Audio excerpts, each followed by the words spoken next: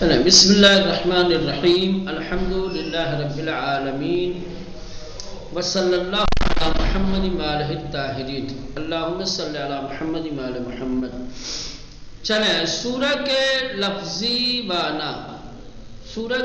معنی کیا ہے؟ قرآن مجید کے جو 114 سورہ ہے جس کو سورہ کہا جاتا ہے، اس کے لفظی اور لغوی معنی کیا ہے؟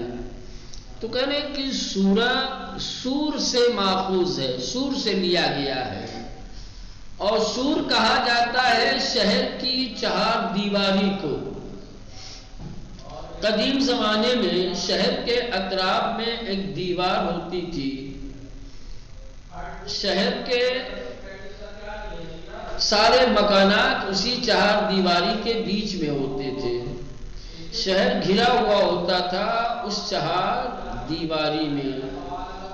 تو جس دیوار کے بیچ شہر ہوتا تھا اس دیوار کو کہا جاتا تھا سور، اسی سے لیا گیا ہے سورہ۔ اور اس کے نامگزاری کی وجہ یہ ہے کہ جس طرح سے شہر کی دیوار شہر کے گھروں کو اپنے حصار میں لیے ہوتی ہے، جس طریقے سے شہر کے مکان شہر کے گھر اس چہار دیواری کے حصار میں ہوتے ہیں، اسی طریقے سے ہر سورہ اس کے حصار میں کچھ آیتیں ہوتی ہیں۔ سورہ مجموعہ ہے آیتوں کا، سورہ کیا ہوتا ہے؟ مجموعہ ہے آیتوں کا۔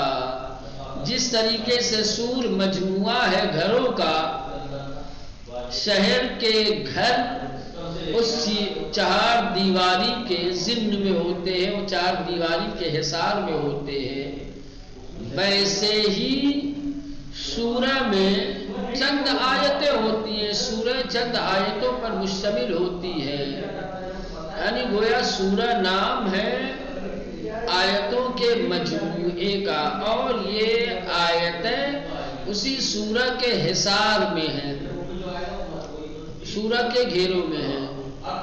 کوئی بھی آیت لے لو وہ کسی نہ کسی سورہ کا ہی حصہ ہوگی، وہ کسی نہ کسی سورہ میں شامل ہوگی، وہ کسی نہ کسی سورہ کے حصار میں ہوگی۔ تو پہلا مطلب یہ ہو گیا کہ سورہ سور سے لیا گیا ہے، جس کا مطلب ہوتا ہے شہر کی چار دیواری، اور اس کے نامگزاری کی وجہ یہ ہے کہ جس طریقے سے شہر کی چہار دیواری شہر کے گھروں کو اپنے گھیرے اور اپنے حصار میں لیے ہوتی ہے، اسی طرح سے ہر سورہ بھی آیتوں کے مجموعے پر احاطہ کیے رہتا ہے، اسی طریقے سے سورہ کے دائرے میں سورہ کے حصار میں کچھ آیتیں ہوتی ہیں۔ چونکہ مشہور ماہر لغات ابن فارس نے سورہ کے معنی بلندی اور برتری بھی بیان کیے ہیں۔ تو ایک معنی یہ تھا کہ سورہ سور سے لیا گیا ہے شہر کی دیوار کے معنی میں۔ ابن فارس جو عربی زبان کے کلمات اور ان کے لغات کے ماہر شناخت ہیں یا پہچان ماہر لغات عرب ہیں، جو عرب کے کلمات کو اچھی طریقے سے سمجھتے ہیں، انہوں نے سورہ کے معنی بلندی اور برتری کے کیے ہیں۔ ابن فارس کہتے ہیں کہ سورہ کا معنی ہے برتری اور بلندی، اور اسی وجہ سے کچھ علماء نے سورہ کا یہی معنی بیان کیا ہے جو معنی ابن فارس نے بیان کیا ہے۔ ہاں، آسان لفظوں میں یہ کہا جائے کہ کچھ علماء نے سورہ کے معنی بلندی اور برتری کے کیے ہیں۔ اب سوال یہ پیدا ہوتا ہے کہ علماء نے سورہ کا معنی بلندی اور برتری کا کہاں سے لیا ہے؟ کہا ابن فارس سے لیا ہے. ابن فارس جو لغات عرب کے ماہر ہیں انہوں نے سورہ کے یہی معنی بیان کیے ہیں اور انہی سے دوسرے علماء نے لیا ہے. انہی علماء میں سے ایک بلند پایا مفسر ہیں، ایک بڑی شخصیت ہے مفسرین کی فہرست میں، جن کا نام بڑا واضح اور روشن ہے، ابو الفتوح رازی. یہ بھی تائید کے طور انہوں نے بھی نابغہ زیبانی کے اس شعر کا سہارا لیا، یعنی انہوں نے بھی سورہ کے یہی معنی برتری اور بلندی کے لیے. الم تر ان اللہ اعطاک سورہ، الم تر کیا تم نے نہیں دیکھا کہ اللہ تعالی نے تمہیں سورہ یعنی بلندی عطا کی، برتری دی.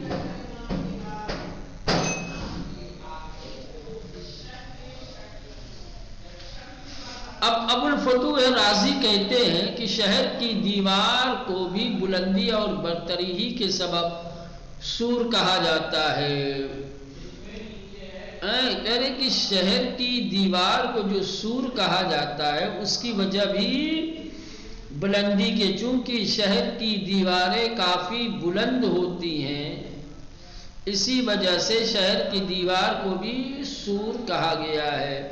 پس سورہ کے معنی بلندی کے ہیں، سورہ کے معنی برتری کے ہیں. تو یہ ایک قول ہو گیا، ایک نظریہ ہو گیا کہ سورہ کے معنی برتری اور بلندی کے ہیں اور یہ سور سے ماخوذ ہے. بعض دوسرے علماء سورہ کو سور حمزے کے ساتھ رہے گا، سور سے ماخوذ مانتے. سور یعنی بچا ہوا، جھوٹا. آپ نے پڑھا ہوگا فقہ کی کتاب میں جانوروں کے جھوٹے کے بارے میں، خصوصاً کتے کے جھوٹے کو سؤر الکلب، سؤر الکلب کے مسائل اور احکام آپ نے فقہ کی کتاب میں پڑھا ہوگا. تو بعض علماء کا کہنا یہ ہے کہ سورہ سؤر سے ماخوذ ہے، سؤر سے لیا گیا ہے، جس کا مطلب ہوتا ہے کسی چیز کا جز اور بچا ہوا حصہ. اس نظریے کے روح سے سورہ قرآن کے جز اور حصے کے معنی میں در اصل سؤر تھا، مگر تلفظ میں آسانی کے لیے اس کا حمزہ واو سے تبدیل کر دیا گیا. تو اگر آپ سورہ کو سؤر سے لیں گے تو اس کا مطلب یہ ہوگا کہ چونکہ سؤر میں حمزہ تھا اور اس کا تلفظ تھوڑا سا مشکل تھا، تلفظ کو آسان بنانے کے لیے سؤر کے حمزے کو واو سے بدل دیا، ہو گیا سورہ.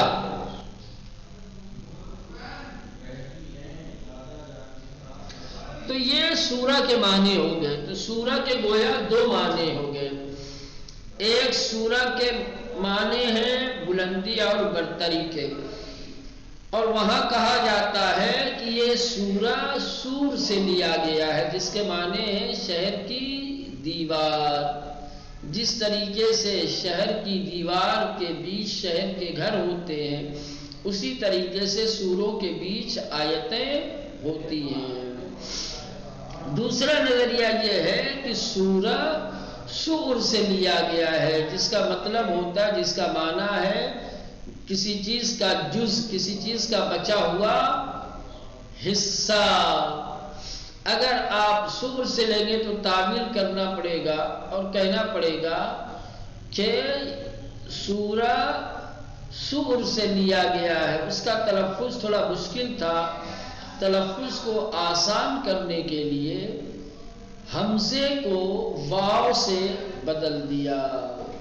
یہ ہو گیا سورہ کے بارے میں. اب آئیے آیت. آیت کے لفظی معنی کیا ہے؟ آیت کے معنی ہے نشانی کے. آیت یعنی نشانی، پہچان. آیت کو آیت اس لیے کہا جاتا ہے کہ ہر آیت قول خدا کی حقانیت کی علامت ہے، قول خدا کی حقانیت کی پہچان ہے۔ حافظ کے بقول اللہ نے عرب کو روش سے ہٹ کر اپنی کتاب کا نام رکھا۔ حافظ شیرازی بہت بڑے شاعر اور عارف ہیں، ان کے بقول یہ کہتے ہیں کہ اللہ نے عرب کی جو راہ و روش تھی، ان کی راہ و روش سے ہٹ کر اپنی کتاب کا نام رکھا۔ عرب میں کسی شاعر کے مجموعے کو دیوان اور اس دیوان کے اجزاء کو قصائد اور قصائد کے اجزاء کو ابیات کہا جاتا تھا۔ کہتے ہیں کہ عرب کا دستور یہ تھا کہ عرب کسی شاعر کے مجموعے کو، شاعر کے جو اشعار ہوتے تھے ان اشعار کے مجموعے کو دیوان اور دیوان کے اجزاء کو قصائد اور قصائد کے اجزاء کو ابیات کہا جاتا تھا۔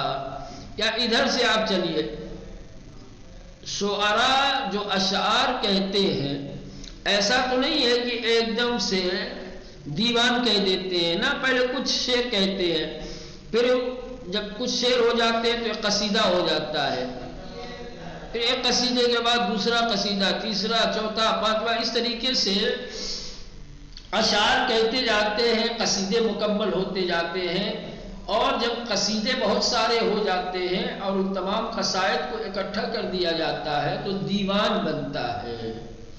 تو گویا دیوان قصائد کا مجموعہ ہوتا ہے اور قصائد اجزائے ابیات، بیت، اشعار کا مجموعہ ہوتا ہے۔ مگر اللہ نے اپنی کتاب کو قرآن کہا ہے، اس کے اجزاء کو سورے اور سورے کے اجزاء کو آیات کے نام سے یاد کیا ہے۔ ان کی راہ و روش سے ہٹ کر کے اللہ نے اپنی کتاب کو قرآن کہا۔ قرآن اس لیے کہا کہ قرآن اس کے جو الگ الگ اجزاء ہیں، ٹھیک، ان میں سے سب سے پہلے آیات ہے، اور آیات کے مجموعے کا نام سورہ ہے، اور سوروں کے مجموعے کا نام قرآن ہے۔ اس کے اجزاء کو سورے اور سوروں کے اجزاء کو آیات کے نام سے، یعنی روش بالکل برعکس ہے۔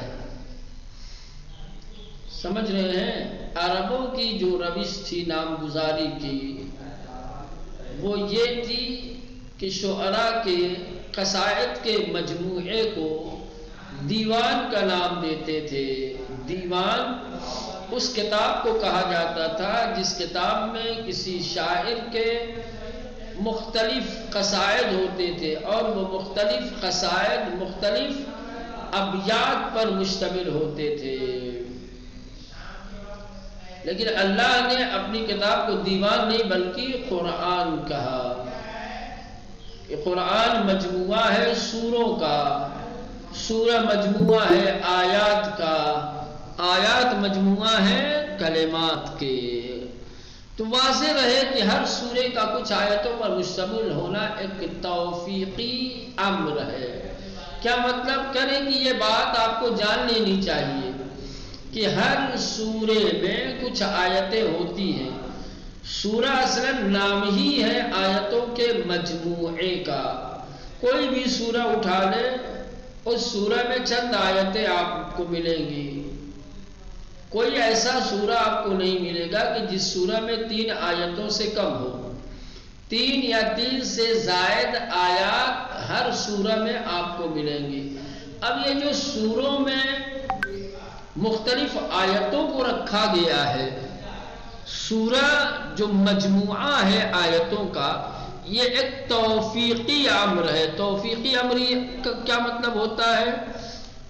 توفیقی امر کا مطلب یہ ہے یہ خدا کی طرف سے معین کردہ ہے،